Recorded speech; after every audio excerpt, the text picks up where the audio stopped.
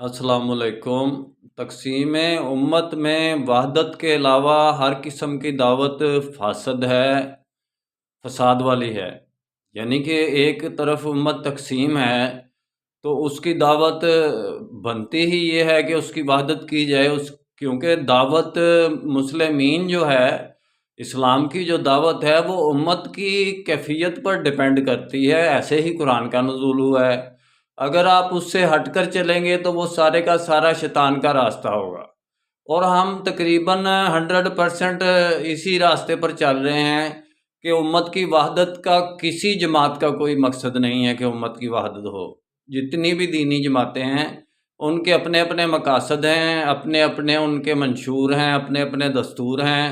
کسی کا یہ مقصد نہیں ہے کہ امت کی وحدت ہو اور امت کی خدمت کی جائے۔ 1400 سال سے پسی ہوئی ظلم کے اندر جو امت شکار ہوئی ہے، تقسیم ہو گئی بیچاری، اور اس کے ساتھ کیسے سلوک ہوئے ہیں، تو اس کی وحدت کی جائے، اس کے بعد یعنی کہ خدمت اور خیر کا راستہ کھلتا ہے۔